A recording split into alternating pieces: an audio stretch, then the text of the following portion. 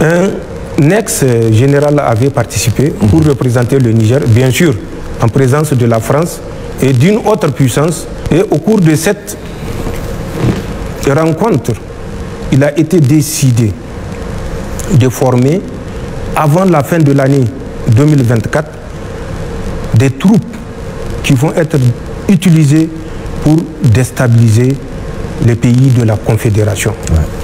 Cette formation aura lieu du 2 octobre au 15 novembre au 43e BIMA, le fameux camp que les Français auraient remis généreusement, sans tambour ni trompette, aux Ivoiriens. Aux Ivoiriens, oui.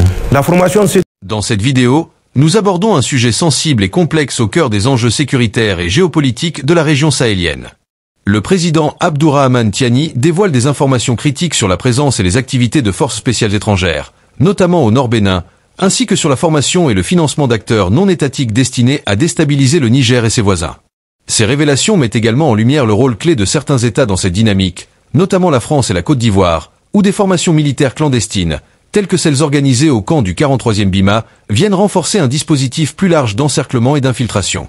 À travers des exemples précis, tels que le positionnement stratégique dans des zones sensibles comme le bassin du lac Tchad et la coordination d'acteurs armés, cette analyse soulève des questions cruciales sur les responsabilités et les impacts des interventions extérieures. Préparez-vous à une plongée dans un récit documenté et sans compromis, où géostratégie, manipulation internationale et lutte pour la souveraineté nationale se croisent.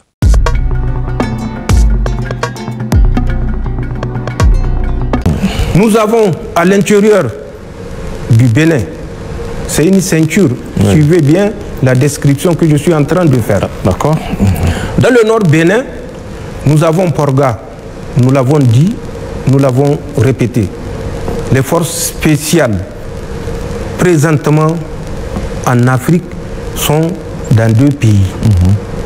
Un pays ouest-africain et un deuxième pays ouest-africain qui est le Bénin. Donc deux pays de l'Afrique de l'Ouest, ils se reconnaîtront. Mais le Bénin, lui déjà, je le dis et je le répète, il se reconnaît. Ils sont à Porga et dans la forêt particulièrement du W. Pour ceux qui ont l'utilisation des coordonnées, vous utilisez 11 degrés, 0,2 minutes, 49,63 secondes nord. Ensuite, vous utilisez 00 degrés, 59 minutes, 35 secondes 20 est. Vous marchez à l'azimut 315 degrés, à moins de 5 km, vous allez tomber sur une des deux positions que nous connaissons, des forces spéciales françaises. Que ceux qui doutent peuvent se mettre à l'exercice et essayer. S'ils ne savent pas positionner un point sur la carte, qu'ils s'approchent des militaires qui vont reporter ces coordonnées que j'ai données sur la carte et vous verrez bien que c'est l'aérodrome de Porga. Je l'ai dit, la distance même, la longueur de cet aérodrome-là dans un précédent entretien. Marcher à moins de 5 km sur l'azimut pour faire court et que les gens comprennent. Nord-ouest, vous tomberez sur la deuxième des positions que nous connaissons à l'intérieur du Bénin. Ces forces spéciales qui sont au Bénin sont chargées de l'encadrement, du financement et de la formation et équipement des mouvements terroristes, toujours tendant à ceinturer le Niger et les États de l'AES, la Confédération. Ils ont ouvert 2 centres d'instruction. Un centre d'instruction qui est à l'intérieur du Niger, un autre centre d'instruction qui est à l'intérieur du Burkina Faso, non loin de la frontière avec le Niger.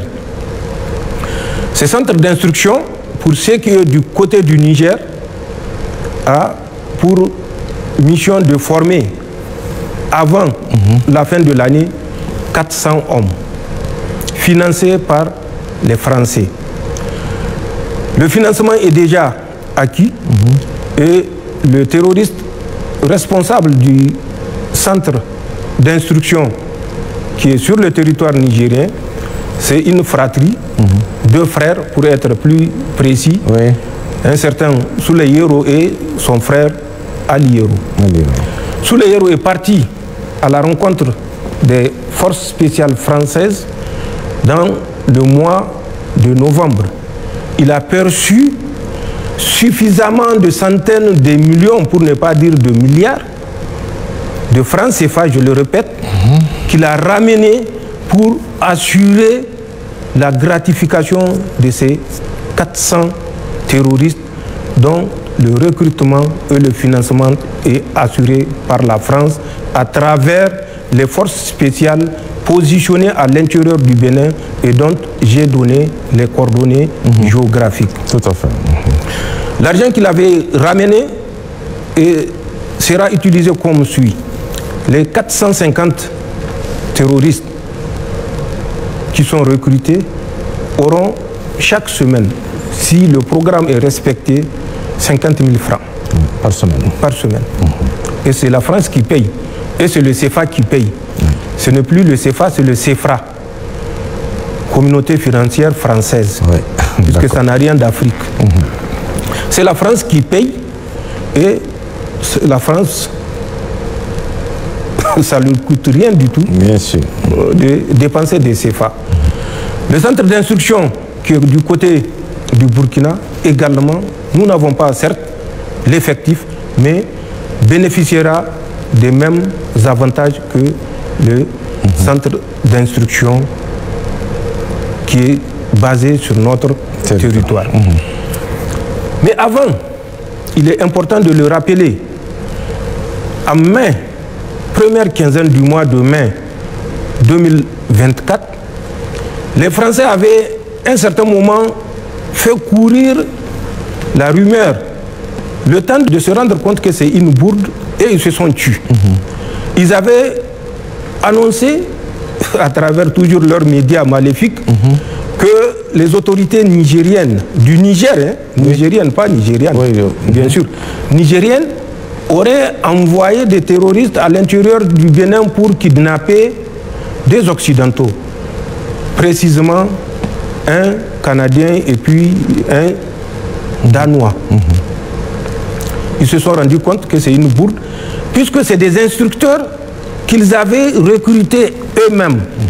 Maintenant, pour faire avaler le boa aux Africains, c'est le voleur qui crie au voleur. Ils se sont rendus compte que ça ne les sert pas. Et nous avons suivi ces deux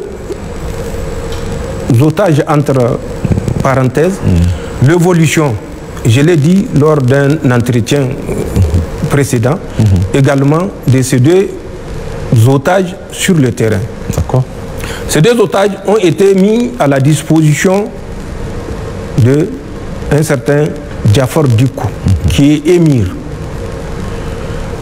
Ces deux otages, entre parenthèses, avaient pour but de former dès lors les mouvements terroristes. Je vous parle de mai 2024.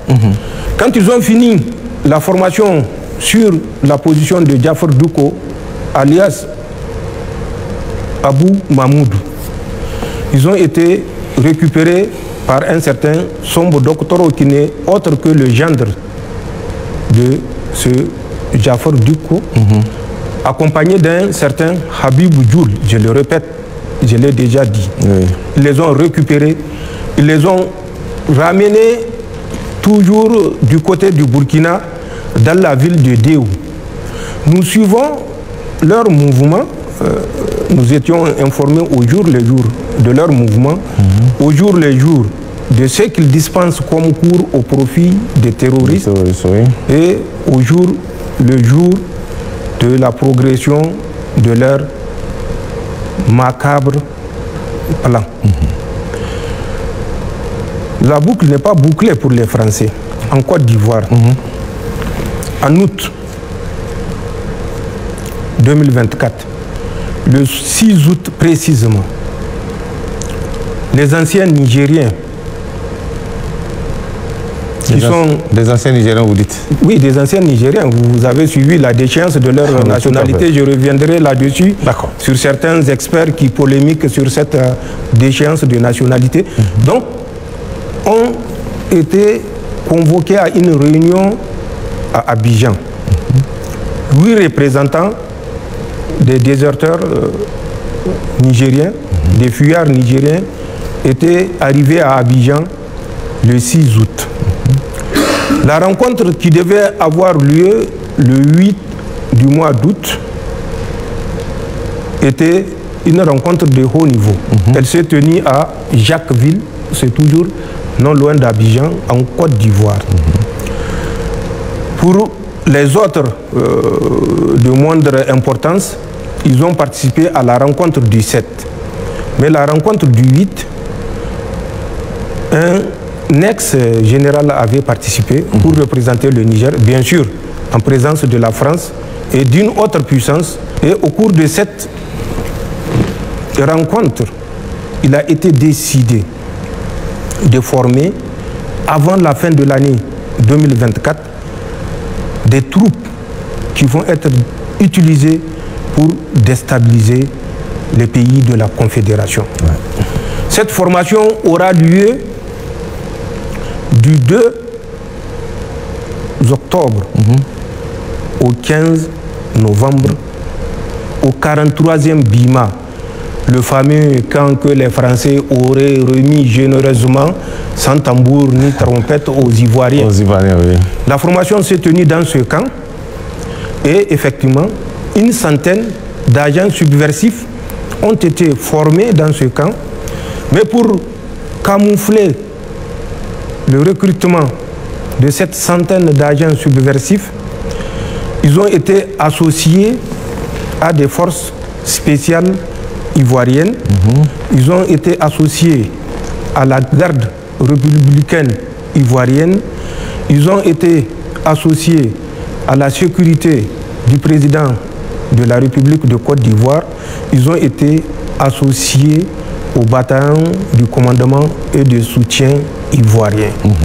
Ce sont ces 4 formations ivoiriennes plus la 5e formation de la Confédération, comprenez bien ce que je veux dire, qui ont pris part à cette formation au 43e Bima du 2 octobre au 15 novembre, soit 6 semaines de formation.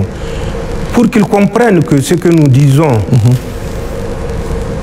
n'est pas juste de la fabulation, le contenu de la formation était essentiellement sur l'utilisation de 3 types d'armes, notamment le FAMAS qui est français, un type d'arme que nous n'utilisons plus, mais qu'ils ont modifié, qu'on appelle arme automatique modèle 52, à laquelle ils ont adapté une lunette de tir.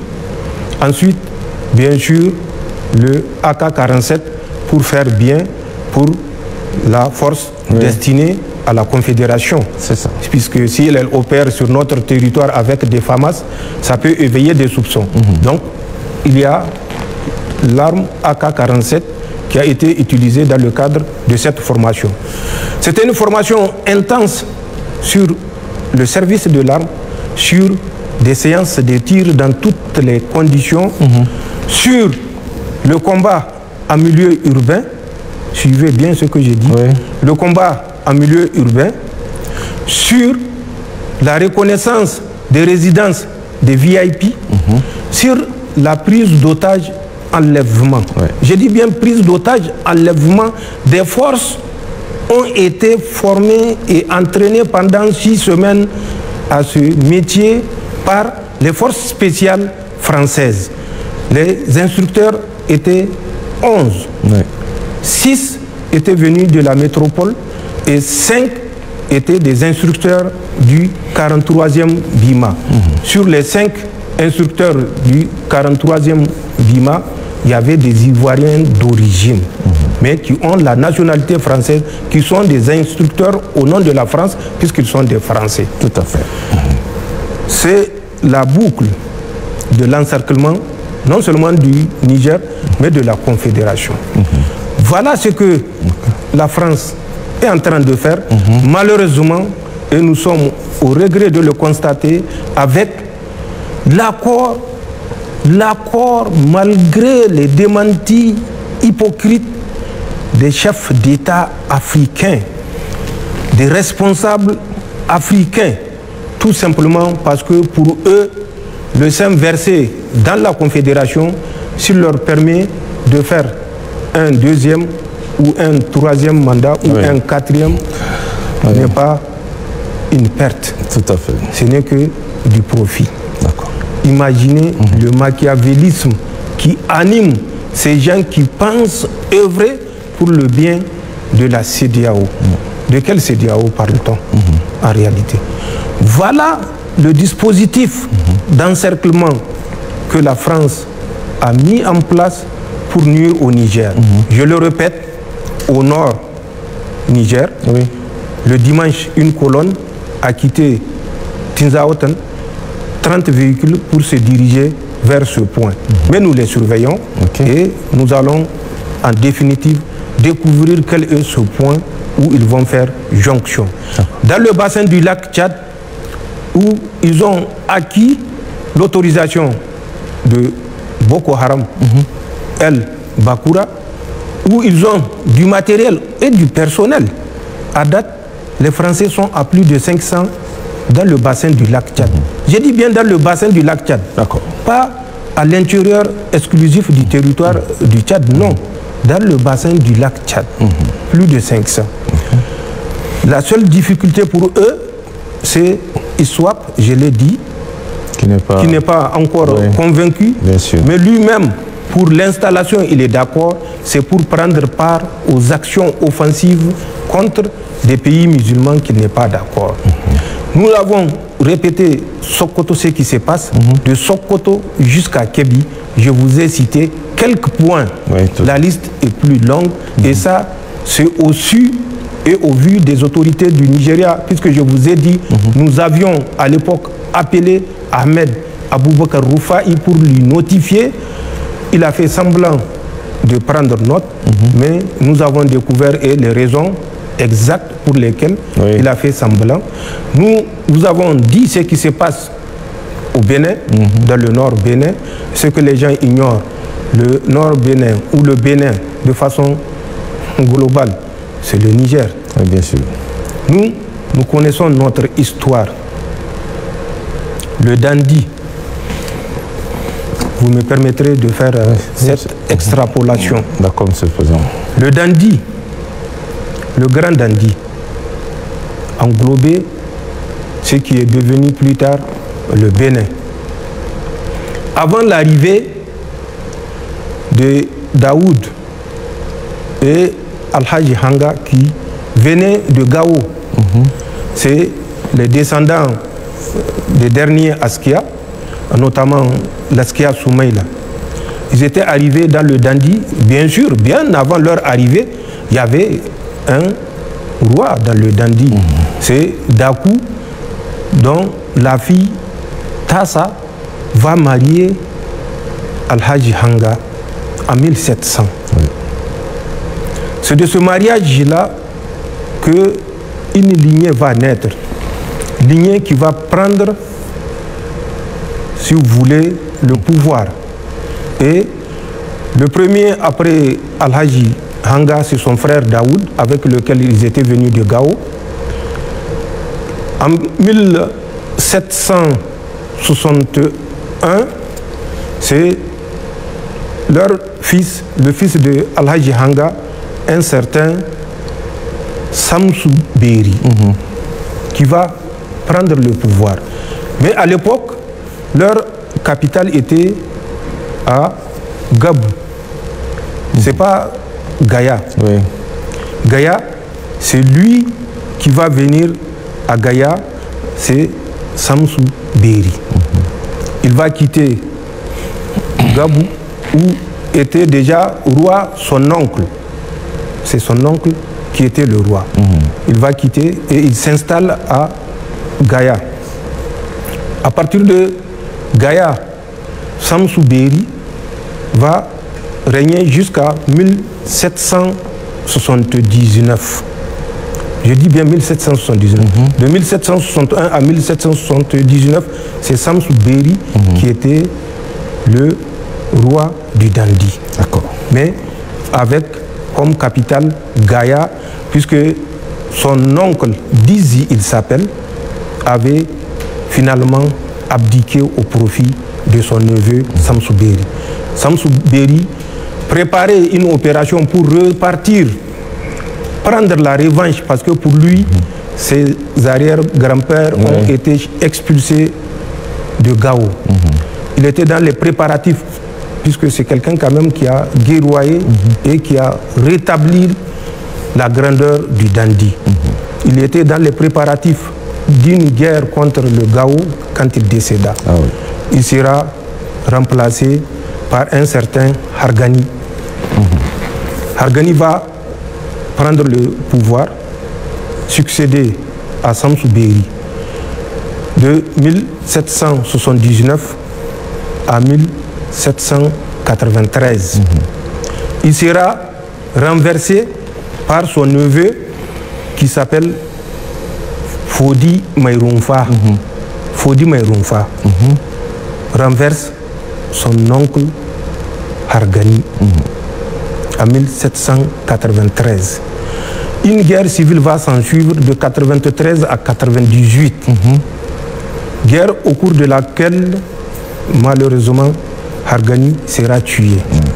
Et quand Hargani sera tué, sa famille va traverser le fleuve et s'installer à Karimama pour former la deuxième royauté à Karimama, mais qui reconnaît quand même la souveraineté de Gaya.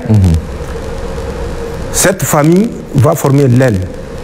Plus tard, Fodi Maïroumfa aura des difficultés avec un de ses oncles, Samsou Kaina, également, qui va rentrer en conflit avec Fodi Maïroumfa, et suite à la confrontation inévitable, les descendants de Samsou Kaina vont dans un premier temps rejoindre la famille de Hargani à Karimama avant que la localité de Madekali, 20 km de l'autre côté, à l'intérieur du territoire béninois. Et c'est là où sera la troisième lignée, et le Dandi sera réparti en 3 principautés, mais dont la souveraineté est du Dandi côté Gaya. Donc la famille de Samsou Béri, à travers son fils Fodi Maïroumfa, qui va décéder en 1805, restera à Gaya. La famille de Hargani, qui a traversé et s'installé à Karimama, va régner à Karimama, et la famille de Samsou Kaina, qui a, à partir de Karimama, continué sur Madekali, va régner à Madekali. D'accord. Et c'est ce qui s'est passé, et c'est l'histoire. Mais avant ça, vous avez connaissance de 1505 avec Askia Mohamed, le Bariba et tout le reste du Bénin. Nous sommes frères. Nous connaissons l'histoire, donc nous ne disons rien pour nuire à qui que ce soit, mais nous ne pouvons être responsables devant l'histoire également par excès de gentillesse, par excès de compréhension, être à la base de la dislocation complice de notre pays, encore moins de notre confédération. Donc, c'est les manœuvres initiées par la France à travers le positionnement de ces mouvements terroristes dans le nord Niger, dans le bassin du lac Tchad, dans le Sokoto, le Zamfara, le Kébi, et dans le nord Bénin à travers les forces spéciales. Et puis cette dernière formation dont je vous ai parlé et qui a eu lieu du 2 octobre au 15 novembre au 43e BIMA et dont l'aboutissement a été la formation une centaine d'hommes au profit de la Confédération et qui vont s'occuper de la Confédération au moment opportun. Et c'est ça l'objectif du 15 décembre qui n'a pas été atteint. Et vous comprendrez bien quel est le motif à la rencontre du 15 de ce mois. Nous sommes en décembre. Et la prorogation des 6 mois. 6 mois que la CEDEAO. L'objectif n'a pas été atteint. La mobilisation n'a pas été totale, mais elle a été accélérée à travers ce que je venais de vous dire, le mouvement d'une colonne ayant quitté Tinzawatan à bord des 30 véhicules et qui doit faire jonction avec les 150 Boko Haram soutenus et financés par la France. Chaque faction du lit du lac Tchad, Swap et Bakura auront généreusement 500 millions par mois. Oui, par mouvement. En dehors des petites gratifications de 4 milliards pour Swap et de 1 milliard 150 millions, je crois, pour Boko Haram en 2 tranches. Cette vidéo a permis de lever le voile sur des opérations complexes menées par des acteurs internationaux, notamment la mise en place de réseaux armés et le soutien logistique apporté à ces derniers dans des régions stratégiques telles que le Nord Bénin et le bassin du lac Tchad. Le président Tiani a également évoqué le rôle déterminant de certains États, comme la France, dans le financement et l'équipement de ces réseaux, ainsi que l'organisation de formations clandestines en Côte d'Ivoire, pointant du doigt les liens entre ces actions et une stratégie globale d'affaiblissement des États sahéliens. Ces révélations nous interpellent sur la nécessité d'une solidarité régionale renforcée et d'une autonomie stratégique accrue pour contrer ces ingérences. Alors que la souveraineté du Niger et celle de ses alliés sont mises à l'épreuve, le prochain chapitre explorera les solutions envisagées pour relever ces défis, notamment la montée en puissance des forces de défense et de sécurité nationale. Restez avec nous pour découvrir comment ces stratégies ambitieuses pourraient transformer le paysage géopolitique de la région.